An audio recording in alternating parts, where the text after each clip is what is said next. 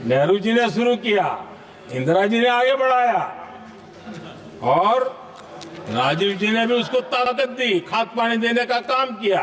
क्यों? संविधान के साथ खिलवाड़ करने का लहू उनके मुंह लग गया।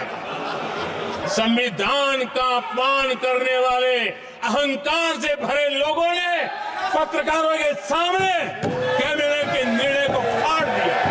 हर मौके पर संविधान के साथ खिलवाड़ करना, संविधान को न मानना, ये जिनकी आदत हो गई थी, ये परंपरा यहां नहीं रुकी। जो परंपरा नेहरू जी ने शुरू की थी,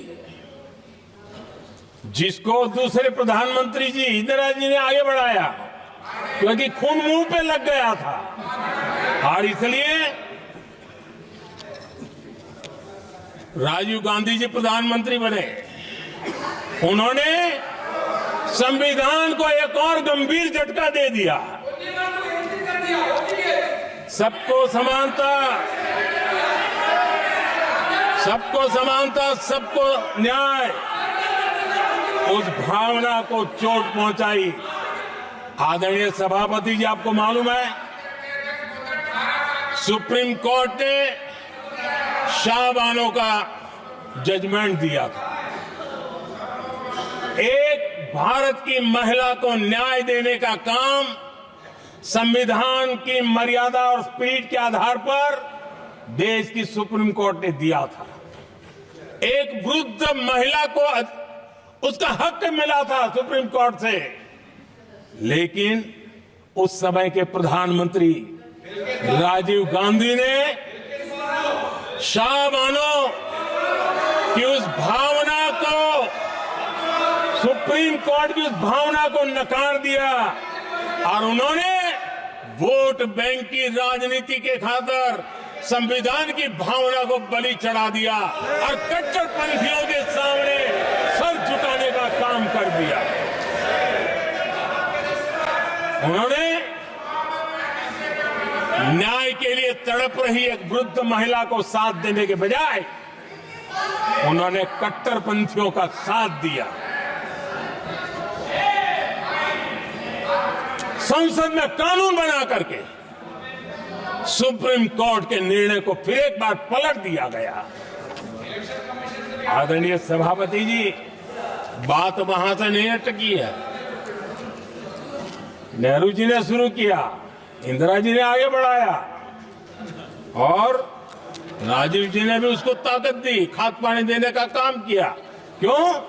संविधान के साथ खिलवाड़ करने का लहू उनके मुंह लग गया। आदरणीय सभापति जी, अगली पीढ़ी भी इसी खिलवाड़ में जुड़ी पड़ी है। एक किताब को मैं कोट कर रहा हूं। उस किताब में जो लिखा गया है और उसमें प्रधानमंत्री उस समय के मेरे पहले जो प्रधानमंत्री थे उनको कोट किया है। उन्होंने कहा है, मुझे यह स्वीकार करना होगा कि पार्टी अध्यक्ष सत्ता का केंद्र है। ये मनमोहन सिंह जी ने कहा है, जो किताब में लिखा गया है। मुझे यह स्वीकार करना होगा कि पार्टी अध्यक्ष सत्ता का केंद्र है। सरकार पार्टी के प्रति जवाबदेह है। इतिहास में पहली बार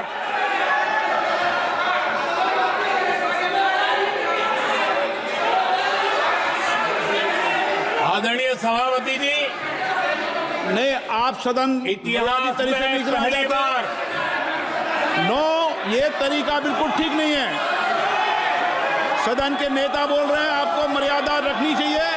ऐसे सदन नहीं चलेगा इस तरीके से, गलत तरीका आपका ये। माननीय प्रधानमंत्री जी, आदरणीय सभापति जी, इतिहास में पहली बार संविधान को ऐसी गहरी चोट पहुंचा दी गई।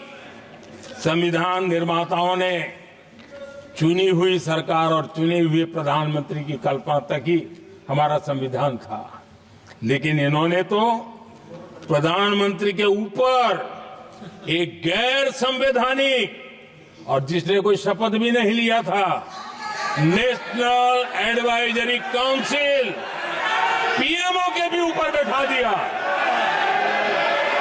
पीएमओ के ऊपर अघोषित दर्जा दे दिया गया।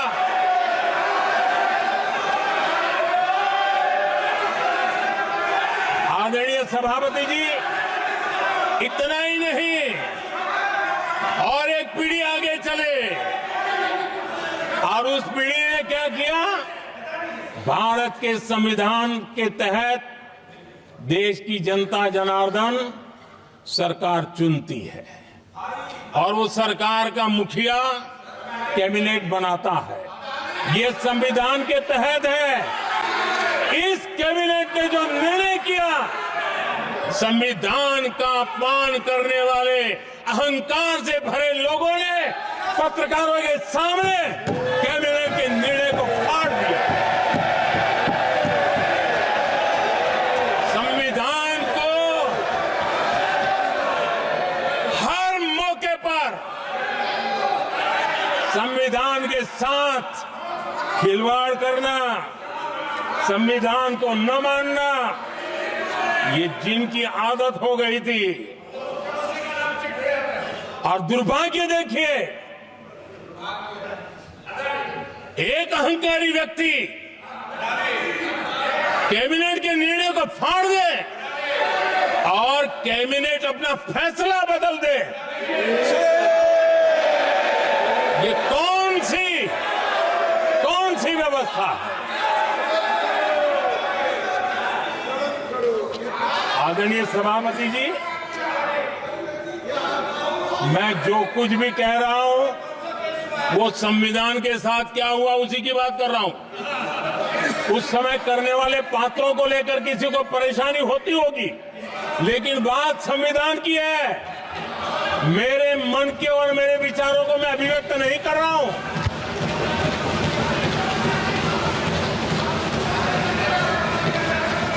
आदरणीय सभापति जी, कांग्रेस ने निरंतर संविधान की अवमानना की, संविधान के महत्व को कम किया। कांग्रेस इसके अनेक उदाहरणों से भरा पड़ा हुआ।